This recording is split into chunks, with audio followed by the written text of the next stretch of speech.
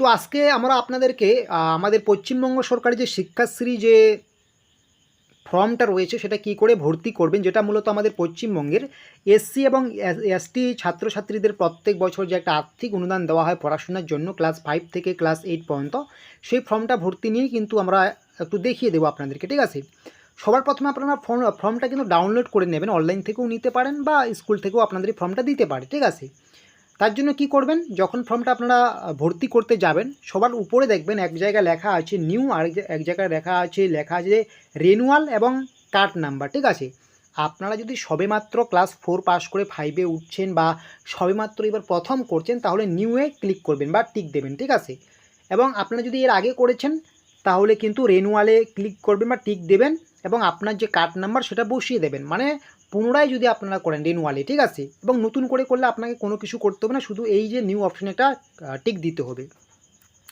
তারপরে পুরো ফর্মটাই কিন্তু আপনাদের ব্লক লেটারে অর্থাৎ বড় হাতের লেটারে কিন্তু ভর্তি করতে হবে। ঠিক আছে, তো সবার আগে আগে আপনাদের নামটা দিতে হবে।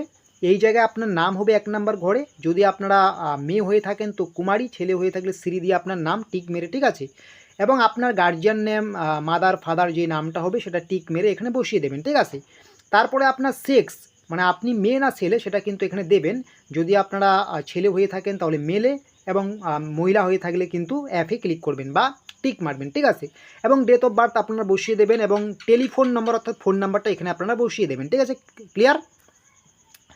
আর আরেকটা জিনিস আপনাদেরকে বলি, সেটা হচ্ছে আপনাদের কিন্তু অবশ্যই এখানে কিন্তু একটা কিন্তু ছবি লাগাতে হবে। ঠিক আছে, যেখানে অবশ্যই ছবিতে আপনার কিন্তু একটা সিগনেচার করতে হবে, এবং এর পাশাপাশি যখন আপনারা ফর্মটা জমা দেবেন আপনাদের কিন্তু 2 কপি আবার এক্সট্রা ছবি দিতে হবে। ঠিক আছে, তারপরে যেটা আপনাদের এখানে কাস্ট, আপনি এসসি নাকি এসটি সেটা কিন্তু এখান থেকে টিক করতে হবে আপনাদেরকে, এবং সাবকাস্ট আপনি রাজবংশী নাকি অন্য কোনো আপনার যেটা সাবকাস্ট আপনার কাস্ট সার্টিফিকেটে রয়েছে সেটা কিন্তু লিখে দেবেন। ঠিক আছে, তারপরে আপনার স্থায়ী যে অ্যাড্রেস, আপনার এখানে গ্রামের নাম, পাড়ার নাম, রোডের নেম, হাউস নাম, আপনার যেটাই আছে না কেন সেটা দিতে পারেন। বেশিরভাগই তো গ্রামে থাকে, তো গ্রামের নাম দিতে পারবেন।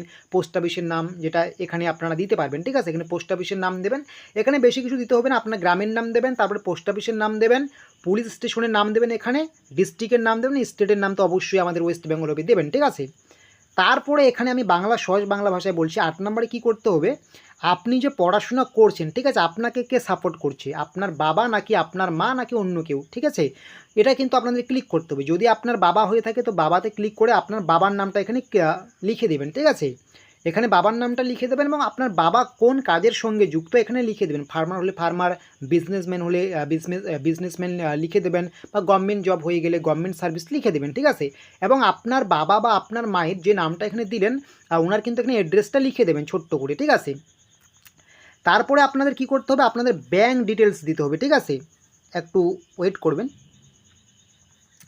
তারপরে আপনাদের 9 নম্বরে কিন্তু আপনাদের ব্যাঙ্ক ডিটেলস দিতে হবে। আপনার ব্যাংকের নাম সুন্দর করে লিখে দিতে হবে, ব্রাঞ্চের নাম লিখে দিতে হবে এখানে, এবং অ্যাকাউন্ট নাম্বার, ঠিক আছে, ব্যাংকের যে সেভিং অ্যাকাউন্ট নম্বরটা আছে পাসবুকে সেটা লিখে দিতে হবে, এবং আইএফসি কোড কিন্তু খুব সুন্দর করে এখানে লিখে দিতে হবে।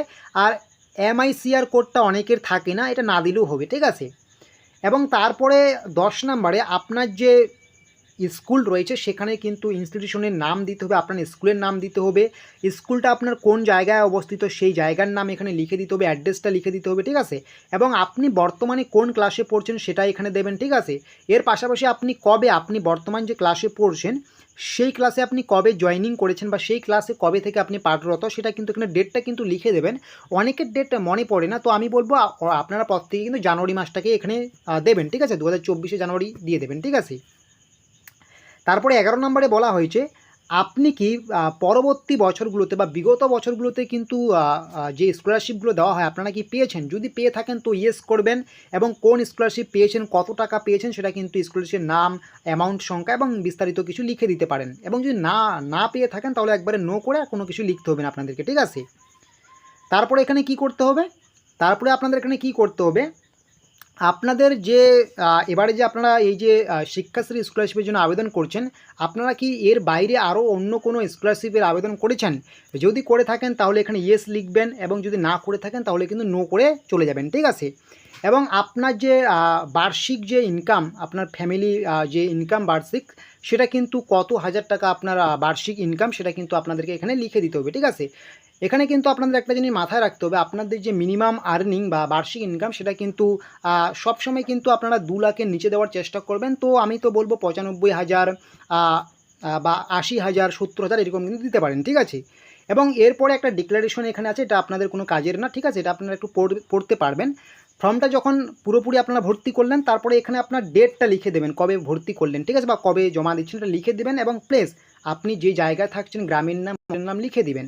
এবং এখানে কিন্তু signature of the father, mother বা গার্জিয়ান, আপনার কিন্তু যে কোনো একজনের যিনি আপনার গার্জিয়ান তার কিন্তু এখানে একটা কিন্তু সিগনেচার বসিয়ে নেবেন, এবং এখানে কিন্তু আপনার সিগনেচারটা বসিয়ে দেবেন, ঠিক আছে। সিগনেচার অফ দ্য অ্যাপ্লিকেন্ট, আপনার সিগনেচার বসিয়ে কিন্তু আপনাদের আর কোনো কিছু করতে হবে না। আপনাদের কিন্তু পুরোপুরি এটা এখন যেটা কাজ রয়েছে এটা কিন্তু আপনার স্কুল করে দেবে এই কাজটা, ঠিক আছে, স্কুলের কাছে নিয়ে যাবেন। এবং এই যে ইনকাম সার্টিফিকেটের ব্যাপারটা রয়েছে এটাও কিন্তু আপনাদের হাতে নেই, এটা কিন্তু আপনার যে প্রধান রয়েছে সেখানে গিয়ে কিন্তু এটা কিন্তু আপনারা দেখিয়ে কিন্তু করে নেবেন, ঠিক আছে, বা আপনার অঞ্চলে গিয়ে কিন্তু এটা করে নেবেন। বা এটা কিন্তু পুরোপুরি আপনার যে কাজ সেটা কিন্তু পেজ 1ই হয়ে গেছে। এই পেজ 2তে বা পিছনের দিকে যে কাজটা রয়েছে এগুলো কিন্তু আপনাদের করতে হবে না। এগুলো কিন্তু পুরোপুরি কিন্তু এগুলো কিন্তু অফিসিয়ালি কাজ, যেগুলো আপনারা যখন জমা দিবেন তখন কিন্তু এগুলো করে নেবেন, ঠিক আছে। তো আপনাদের ফর্ম ভর্তির ক্ষেত্রে কিন্তু এটুকুই থাকলো, এগুলো করেই কিন্তু 2 কপি ছবি দিয়ে, এবং এখানে যে আপনাদের ডকুমেন্টগুলো দিতে বলছে এই ডকুমেন্টগুলো কিন্তু অবশ্যই কিন্তু আপনারা দেবেন, অবশ্যই কিন্তু সমস্ত কিছুই এগুলো লেখা রয়েছে, এগুলো অ্যাড করে কিন্তু আপনারা কিন্তু আপনাদের যে ইনস্টিটিউশন বা স্কুল রয়েছে সেখানে জমা করতে হবে আপনাদেরকে, ঠিক আছে। এবং আপনাদের অবশ্যই caste certificate, bank account number বা ইনকাম সার্টিফিকেট, যাবতীয় যা জিনিস রয়েছে সমস্ত কিছুই, আধার কার্ড থেকে শুরু করে সমস্ত কিছুই কিন্তু আপনাদের এগুলো এক জায়গায় কিন্তু পিন করে কিন্তু আপনাদের জমা করতে হবে। তার আগে কিন্তু আপনাদের সিগনেচারগুলো নিতে হবে, ঠিক আছে। এই ইনকাম সার্টিফিকেটের যে সিগনেচারটা রয়েছে এটা আপনাদের পুরোপুরি নিতে হবে। আপনি অঞ্চলে গিয়ে এটা নিতে পারবেন, প্রধান পঞ্চায়েতের কাছ থেকে নিতে পারবেন, ঠিক আছে, প্রধানের কাছ থেকে এটা নিতে হবে, পঞ্চায়েতের কাছ থেকে হবে না। তারপরে আপনাদের এই যে স্কুলেরটা এটা কিন্তু পুরোপুরি স্কুলের উপর ছেড়ে দিন, স্কুলের কিন্তু করে দেবেন, ঠিক আছে, আপনাদের যে হেডমাস্টার রয়েছেন তিনি কিন্তু করে দেবেন।